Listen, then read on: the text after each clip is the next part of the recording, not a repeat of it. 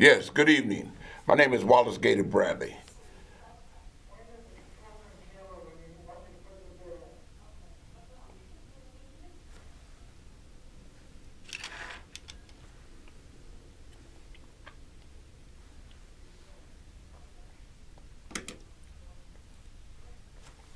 Good evening. My name is Wallace Gator Bradley, and I'm the host of the Bradley Report. I'm also the president of United in Peace, Inc. We got a very interesting show. There's a lot of topics I'm going to try to get to you, okay? And one of the things that's really important and key to the world at this point is ending the invasion of Putin into the Ukraine. And as everybody know, Putin and Trump were buddies. So much to say on that. We're going to talk about also the issue of this magnificent African-American woman being confirmed to the Supreme Court, and how the Republicans and on the Judiciary Committee made a decision not to support her for it to come out of committee. But as God would have it, it came out of committee and was voted on the floor, where 3 Republicans joined the Democrats and saying they need to do what they have to do in order for this woman to be confirmed before the end of the week to the Supreme Court. That's a wonderful thing. We're going to talk about this guy that says he is the nightmare. And that's the young man that's running for governor on the Republican side against J.B. Pritzker. We already had and lived and survived a nightmare from the other Republican governor, which is Ronna, by you, the people of Illinois, electing J.B. Pritzker. We got a whole bunch of topics we're going to bring to you, and I want to say that a lot of these issues were put together by none other than the director and the producer of the Bradley Report, and that's the chairman of United Peace, Inc., none other than my wife, Terry Marsh Bradley. And the technical wherewithal to help make things come together for my viewing audience and listening audience to understand, because we do believe in look, listen, and learn. And that's Brother Omari. So without further ado, Brother Omari, let's hit the piece where they say we must do something. Hi, I'm Dave Dickens, president of Sherman Dodge. Hi, I'm Larry Huggins, founder of Chicago Football Classic and Christmas in the Awards. Our goal is to bring 200 Ukrainian refugees to America.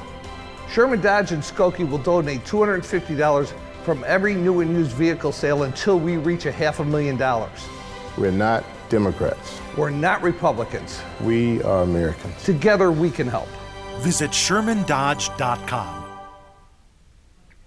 You know what's so wonderful and magnificent about that? I know both of those gentlemen, okay? It's regardless of race, creed, and color, or political party.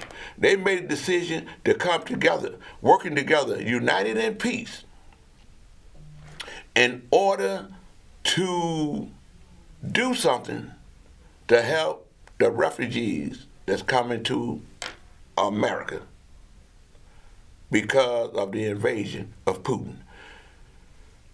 Now, there's an issue that's real key, and that's the abortion piece. I'm of the opinion and belief that every woman has a right to be in control of their body. I support them having the right to choose. There's something that happened in, I believe it was Oklahoma, where they saying that a woman can't have a right to choose if she decides she want to have an abortion. Where Illinois, Dems They cornered the Republicans on the abortion rights. The House Speaker, Emanuel Chris Welch, made an unplanned visit onto the House floor to speak in favor of one of the 4 abortion rights bills lawmakers passed on April the 1st, or maybe March 31st, because this is an April the 1st story. It's pretty clear who stands with women in this state. Democrats stand with women in this state, Welch said, invoking Women's History Month and referring to laws in Texas and other states that restrict abortions. Could you bring that up a little bit, Amari? Right there. Welch, gesturing to the Republican side of the chamber, added, clearly, by their vote today, they say women are on their own. Did you see those votes today? Did you see them? Oh, we saw them. It was a political move as subtle as a lightning strike, urging to put Republicans on the record for legislation that was mostly symbolic but would solidify Illinois as a safe haven. Illinois as a safe haven for women who find themselves needing an abortion should the Roe versus Wade be overturned in a few months. He's talking about where the Supreme Court might overturn the Roe versus Wade law because the conservatives have control of the Supreme Court. One woman was particularly notable among those voting against all 4 bills. Republican Representative Avery Bourne, I think that's how you pronounce her name.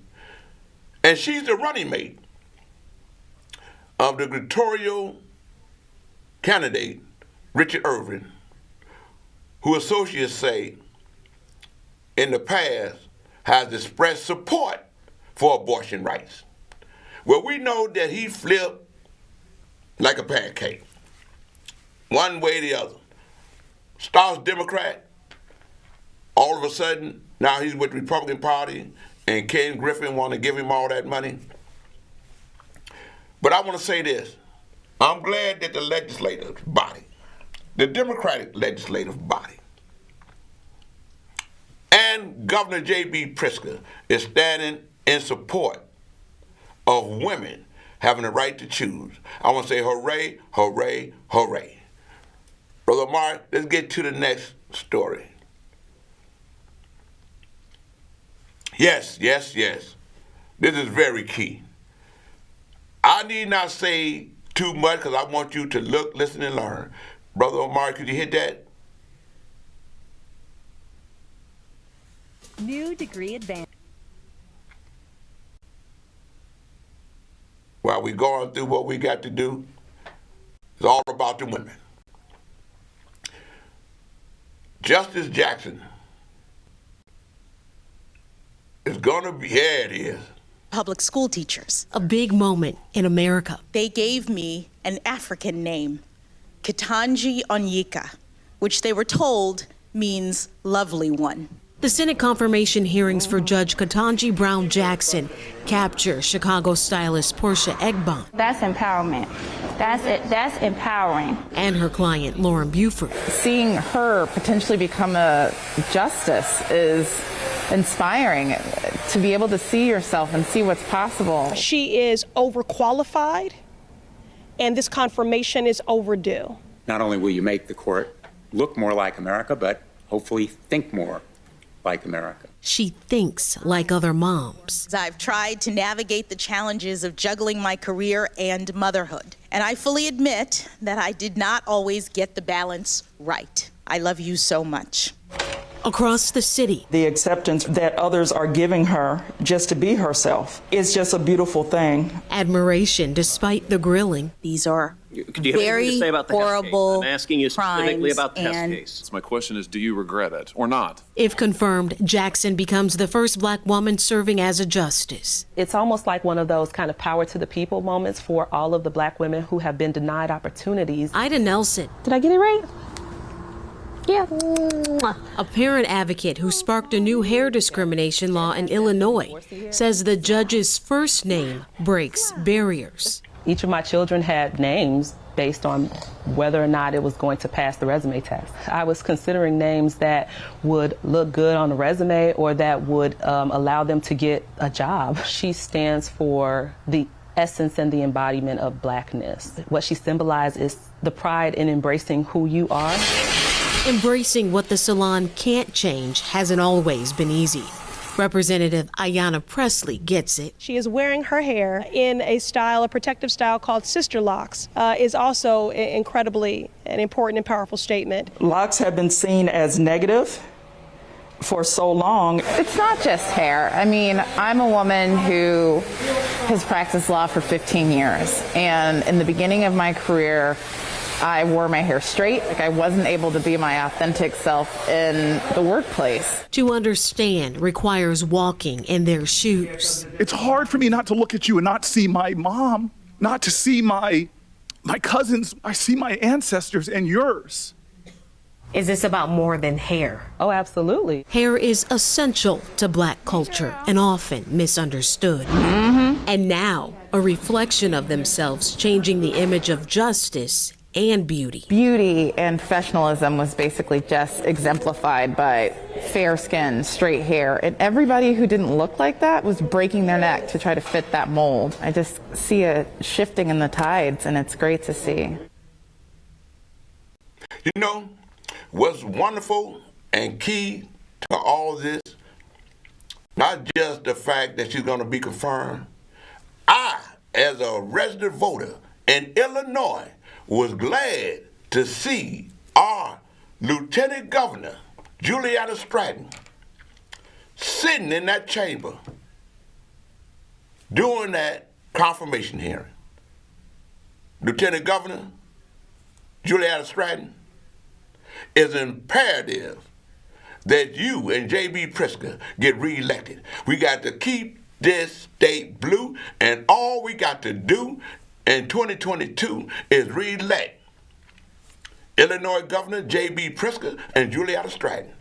That was powerful. You know, this war that's happening in Ukraine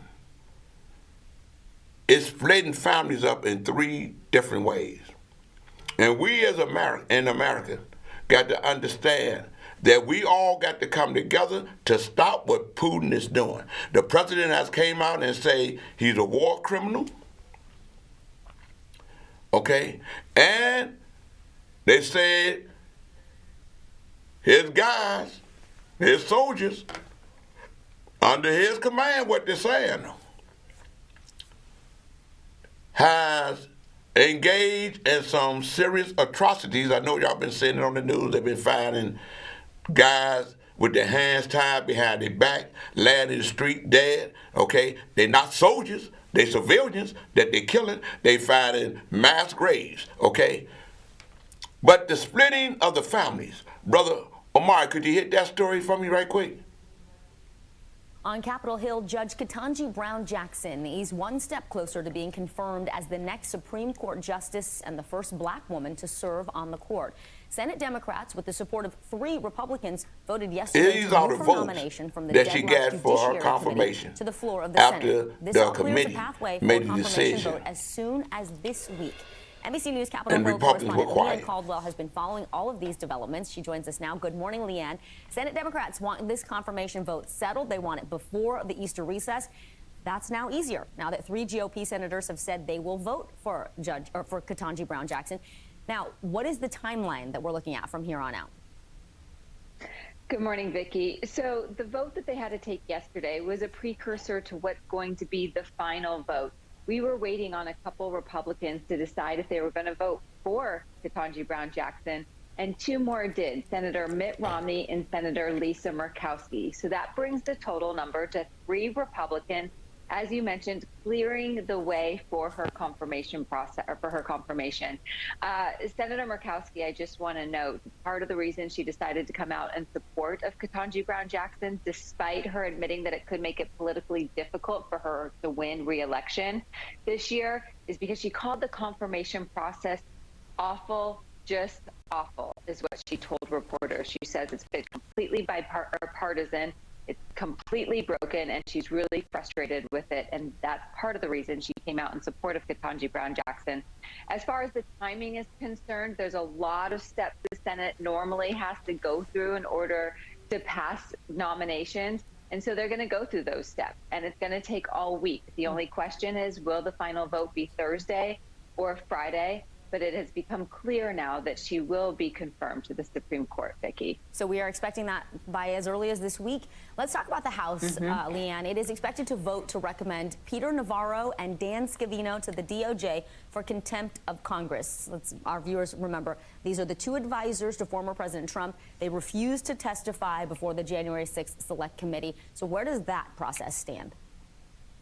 Yeah, the House yesterday, they had a key hearing about it, which is the final step before it moves the full House. And so the full House is expected to take up these 2 contempt recommendations this week. Now, after they vote for it, which it is expected to pass with the support of all Democrats or most Democrats, then it goes to the Department of Justice, and where the Department of Justice will decide if they are going to press charges on these 2. And so Peter Navarro and Dan Scavino are likely, after this vote, to join Mark Meadows and Steve Bannon, where the Justice Department is considering moving forward. Now, to remind viewers, Steve Bannon was already indicted. That process hasn't started for his trial yet. They're still waiting on Mark Meadows, but at the end of this week, there could be 2 more former Trump administration officials that have been referred to the Justice Department for criminal contempt. Vicki. Leanne, quickly before I let you go, the January 6th committee under a lot of pressure now to wrap up this investigation before the midterm elections. Is the plan to go to public hearings? What does that look like? The new schedule that committee members are saying is May. But Vicki, we have heard this over and over again, and that timeline keeps shifting. So nothing's been officially announced, but we're hearing May. May. All right, Leanne Caldwell, thank you so much. You know, thanks for watching our YouTube channel. What makes there's something that's happening in the sports world.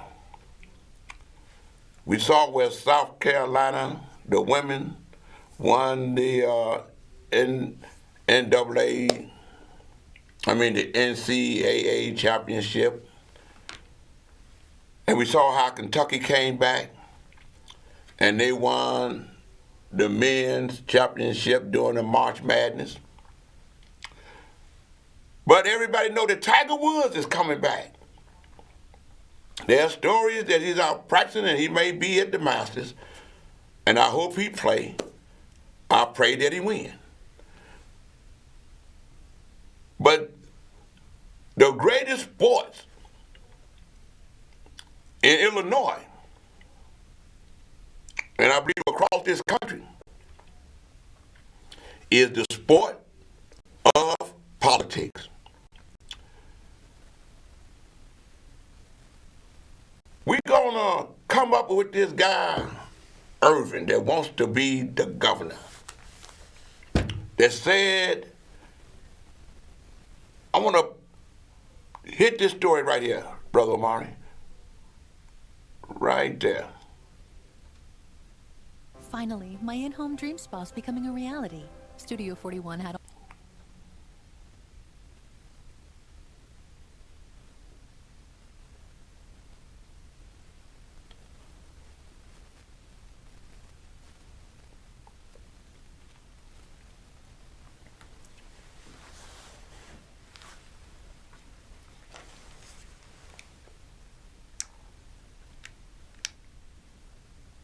Aurora Mayor Richard Irvin's quest for the Republican nomination for governor was formally backed Monday by Ken Griffin, setting the stage for a potential battle of the billionaires if Irvin wins the June 28 primary and the right to face Democratic Governor J.B. Pritzker in November.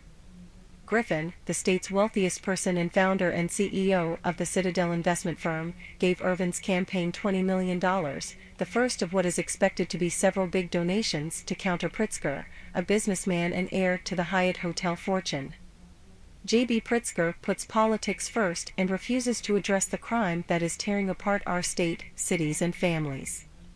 I firmly believe Richard Irvin has the character and leadership needed to again make Illinois a place where people can feel safe to live, raise a family and pursue their dreams, Griffin, worth $26.1 billion according to Forbes, said in a statement. Richard Irvin is self-made, and his life story epitomizes the American dream, Griffin said of the first black mayor of the state's second-largest city. I have tremendous respect for all that he has accomplished. In a statement, Irvin said, I appreciate Mr. Griffin's support and the thousands of other donors who have joined our campaign in the first few weeks. Griffin's support for Irvin was no surprise. Griffin had vowed to go all in against Pritzker, and his allies assembled a slate of GOP candidates for statewide office, headed by Irvin, to gain his financial backing. But for the battle of the billionaires to truly take place, Irvin must win a five-way race for the Republican nomination in the June 28 primary, which despite Griffin's money is far from a sure thing in a party heavily influenced by former President Donald Trump. The GOP field also includes State Senator Darren Bailey of Xenia, former State Senator Paul Schimpf of Waterloo, Bull Valley businessman Gary Rabin and cryptocurrency venture capitalist Jesse Sullivan of Petersburg. In a statement, Rabin called Irvin a fake Republican governor candidate who was bought and paid for, while also noting that the Aurora mayor cast Democratic primary ballots in 2014, 2016, and 2020. His winning the support of Republican rank-and-file voters will be an uphill climb, Rabin said. Griffin and Pritzker, worth $3.6 billion according to Forbes, have long been at odds. In the 2018 governor's race, Griffin gave Pritzker's predecessor, one-term Republican Governor Bruce Rauner, $22.5 million for his losing re-election effort, while Pritzker spent more than $171 million of his own money on his campaign. Griffin gave Rauner $13.5 million in the Republicans' successful 2014 campaign. More recently, in last November's election, Griffin spent $53.75 million to fight Pritzker's signature agenda item, a proposed constitutional amendment rejected by voters to change the state from a flat-rate income tax to a graduated rate levy. Pritzker spent $58 million to encourage its passage. The measure was soundly rejected by voters. Pritzker has already poured $125.5 million of his own money into his re-election campaign, including a $90 million deposit in January. In a statement, the Pritzker campaign sought to tie Griffin to Rauner's tenure as governor. When an ideological battle between the Republican governor's anti-union stance and the Democratic-controlled General Assembly led to 2 years without a full state operating budget, Ken Griffin would conveniently like us all to forget he bankrolled the very governor that decimated the social services that prevent violence, caused our colleges and universities to nearly lose accreditation and devastated our state's finances in previously unseen ways, said Pritzker spokeswoman Natalie Edelstein. Ken's chosen candidate is entirely unserious about addressing the issues facing Illinois and spent 15 years profiting off of the defense of violent criminals, she said. The wounds left by Bruce Rauner's incompetence are still fresh and Illinoisans see Irvin's candidacy for exactly what it is.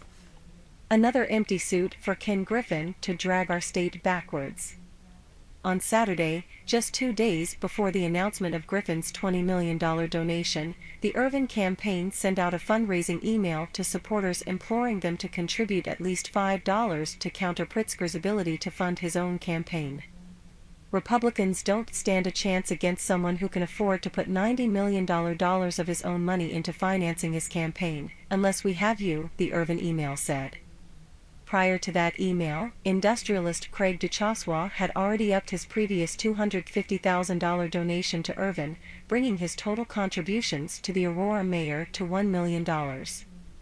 Irvin also has raised another $560,000 since opening his campaign with $1.2 million following his candidacy announcement on January 17. Griffin's formal backing of Irvin was announced Monday in an op-ed interview of The Wealthy Investor by David Gracing, president and CEO of the Better Government Association, that appeared in the Chicago Tribune's editorial pages. In the BGA's 2020 nonprofit disclosure form, the most recent available, Griffin gave the group $100,000. In an email, Gracing, a former Tribune columnist, said Griffin's lifetime contributions to the BGA total $375,000. He also noted Pritzker was a past donor, and that Mayor Lori Lightfoot, a Democrat, is a previous donor and past BGA board member. Going back to my time at the Tribune, when my columns sometimes would irritate board members and major advertisers, I have reported and written without allowing any non-journalistic influences to affect my work, Gracing wrote. Rap30 at chicagotribune.com. You know, we all know that up under Ronna and his supporters and his administration, we lived a nightmare. 2 years with no budget. Businesses were destroyed. If it wasn't for you, Illinois voters, that voted to elect J.B. Pritzker governor, those bills would still not be paid. We would not have had a budget balance, a balanced budget, rather. That was a nightmare that we survived. But here, the new guy that they want to make the governor, he's supported by the same people that supported Ronna. His campaign staff are the same people that were behind Ronna. And then this man just did a commercial saying that he is the nightmare. He will be the nightmare for Illinois. He's a boogeyman that we've got to pay attention to. Brother Omari, play this for me. I'm Richard Irvin. When I ran for mayor, Mike Madigan campaigned against me. I beat him. Now Governor Pritzker's afraid that I'll beat him too. There's nothing the left fears more than Republicans who look like me and think like us. That all lives matter. That cops should be defended, not defunded. That handouts keep people down. But maybe that's what liberal politicians want. I'm Richard Irvin, and I'm their worst nightmare. You know, what's so frightening? That man refused to say what he did for 15 years as a defense attorney. The Republican Party is trying to make it seem like J.B. Pritzker and Democrats are soft on crime. But they're not. For 15 years, when this guy was a Democrat and getting paid, don't forget he just flipped Republican. And that's why the other Republican candidates feel like he's a pawn. We know he's a pawn. And there's a commercial out by the Democratic Governors Association that let it be known what this guy has done. I'm going to try to find out what little time that I got. But I want you to pay attention to this story here. Attorneys, state senators focus on a handful of prisoner review board cases while ignoring the many successes. Here recently, The Republican Party and a few Democrats. Hit that story right there for me, Amari. Thank you. And now it's Geico's motorcycle rule. You know,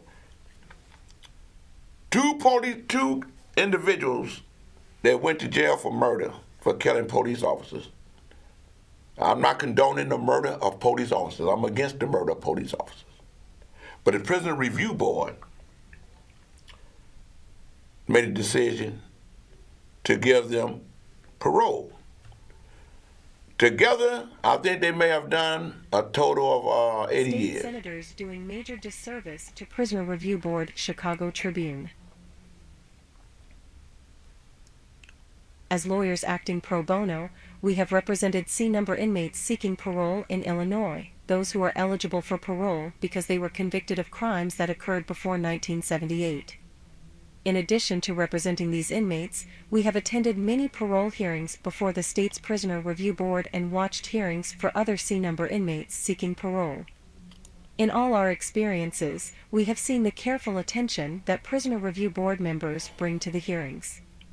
Contrary to the misleading statements some politicians have made recently, the Prisoner Review Board has acted responsibly and thoughtfully in making decisions about parole, even those decisions we have disagreed with. Members get extensive training, and they review voluminous records in deciding whether to grant parole to a prisoner. All C-number inmates who have come up for parole since 2018 have spent more than 40 years in prison.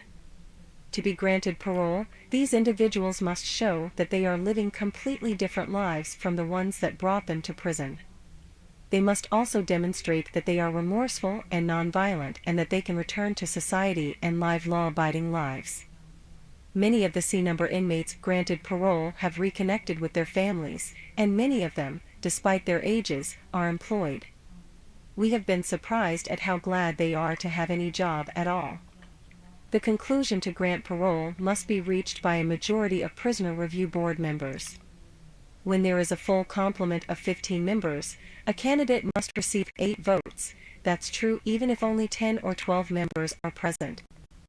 Moreover, even the most liberal members are stingy with their yes votes.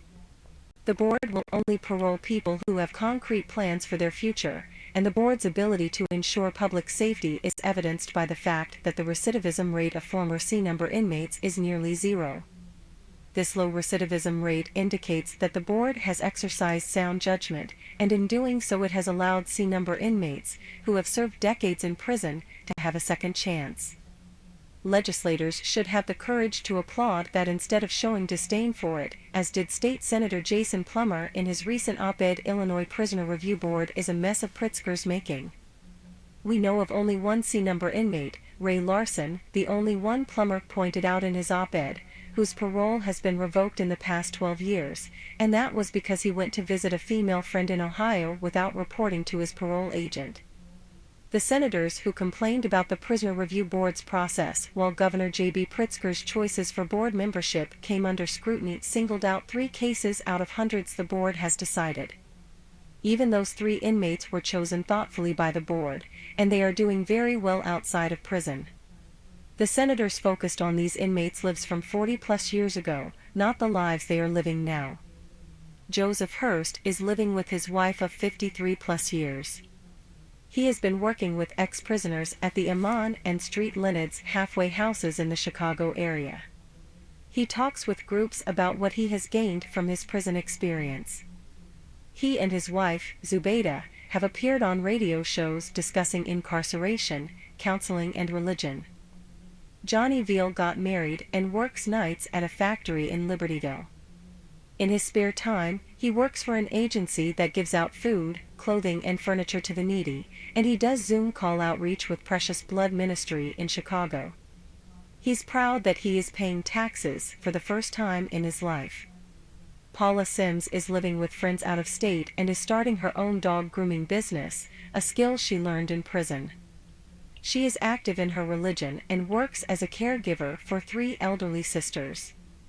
In addition to holding C-number parole hearings, the Prisoner Review Board spends far more time increasing and stabilizing the number of people in prison. It reviews parole agents' revocations, and it puts individualized requirements on people when they finish their sentences. The problem is that last year, there were 4,500 revocation hearings and several thousand people who finished their sentences. All of these constitute simply too many cases for 6 members to handle. So the Senate's recent actions, ironically, may cause more crime, which may actually defeat its whole purpose in depopulating the Prisoner Review Board. A functioning parole system provides people in prison with an incentive to educate themselves, improve their lives, and maintain healthy relationships with others.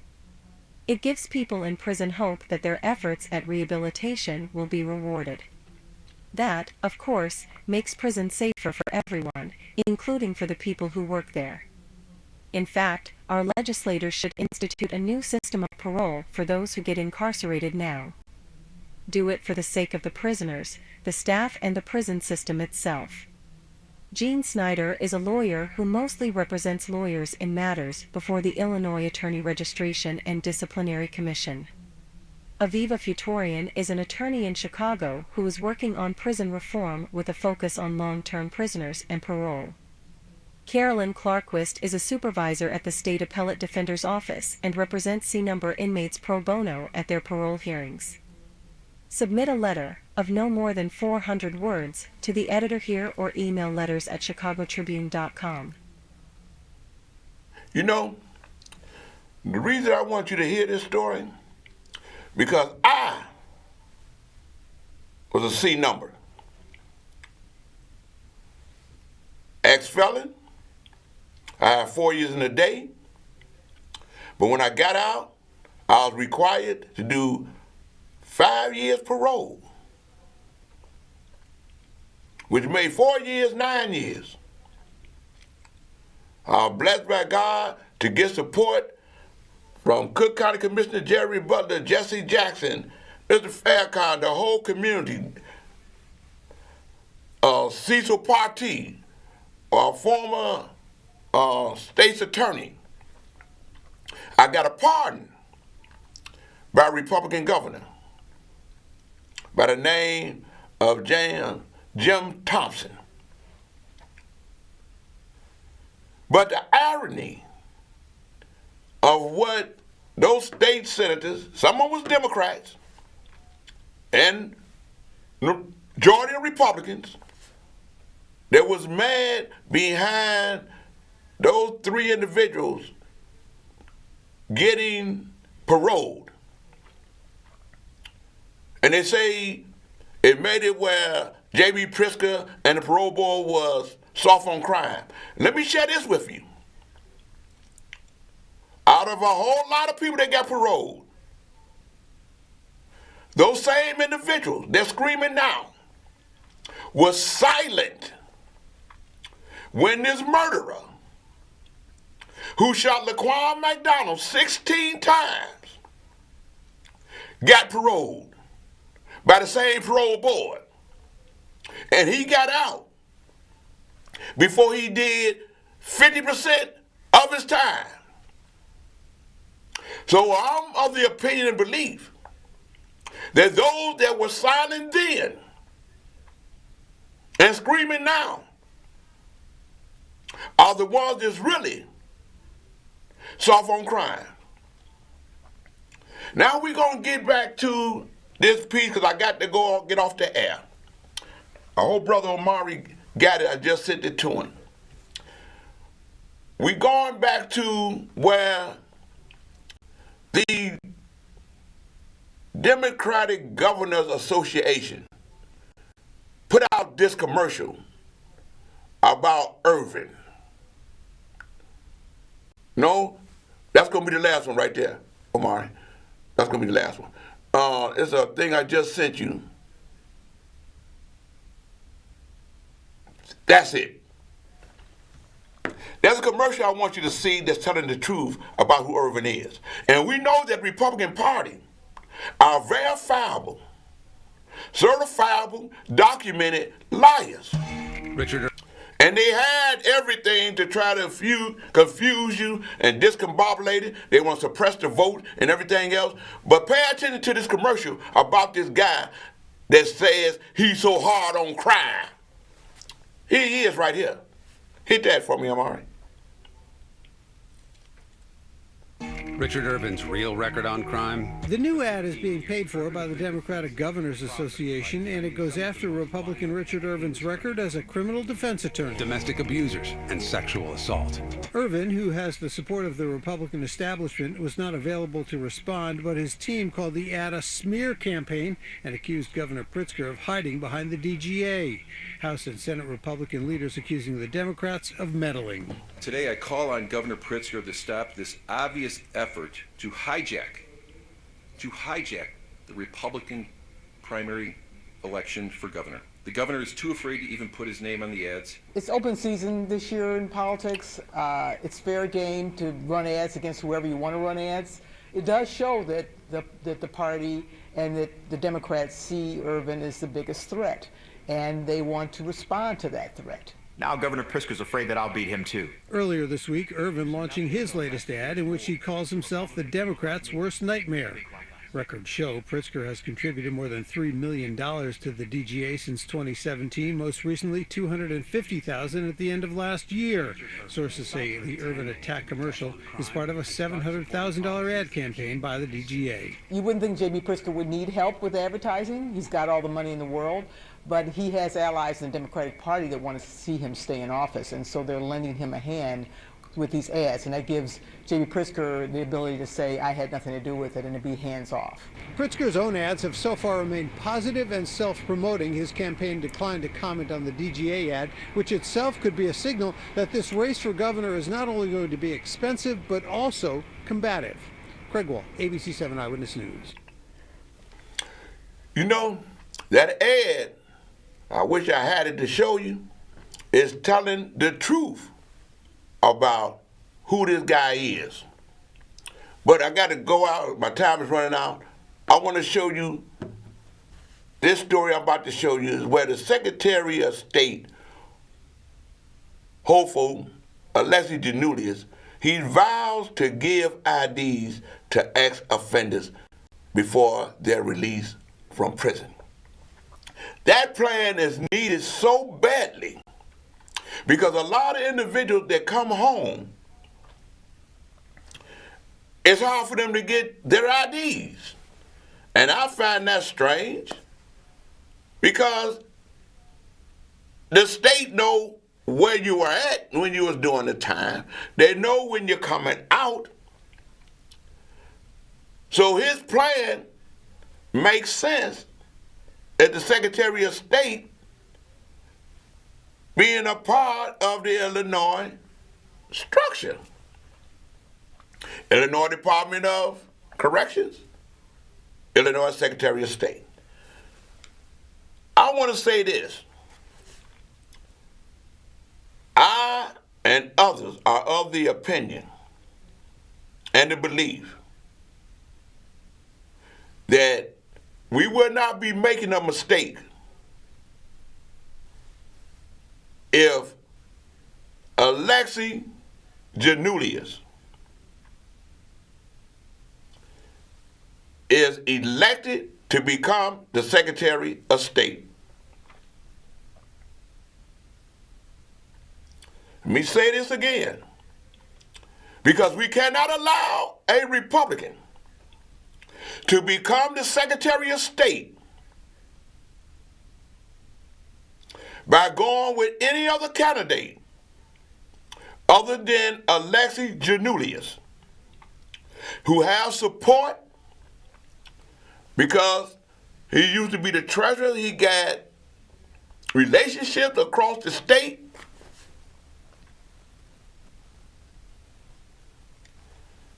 He was endorsed